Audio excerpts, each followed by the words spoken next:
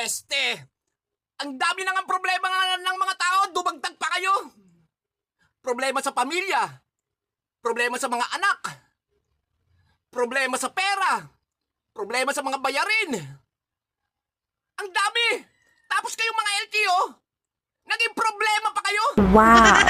Sa bagong batas na gusto nyong ipatupad, na kailangan within 20 days na mailipat sa tunay na nagmamayari ang Certificate of Ownership ng kanyang motorsiklo! Kupal! Alam nyo, LTO, kayo ang problema. Ang ina! Ang maganda dito, ayusin nyo muna ang lahat ng mga hindi maayos dyan sa LTO. Wala pang plaka ang lahat. Milyon-milyon yan. Tapos eto na naman, ha? May bago na naman kayong ipatutupad.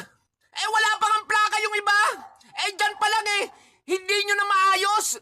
Paano pa tong gusto nyong mangyari? At itong batas na gusto nyong ipatupad, antay-purto.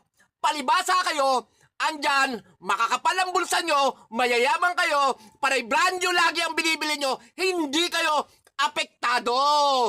At hindi nyo nararamdaman, hindi kayo makarelate sa amin na umaasa lang na kahit paano ay magkaroon ng segunda manong sasakyan.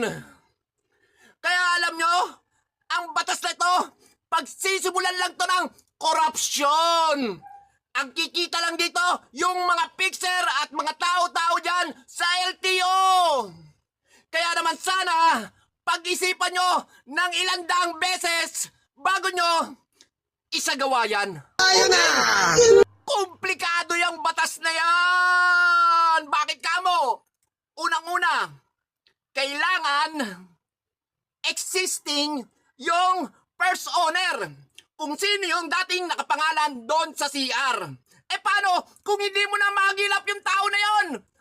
Wala na rito. Nasa ibang bansa na. Paano mo siya papipirmahin? Na isa sa requirements para mailipat sa bagong pagmamayari yung iyong motorsiklo. Paano kung patay na? Tapos, eto pa. Huwag mong subukan. Masisira ang buhay mo. Kailangan asikasuhin mo kung saan ang mother file ng CR mo, kung saan ang kanyang lugar. So kung ang mother file niya ay nasa Laguna at ikaw naman ay andito sa Bulacan, kailangan pumunta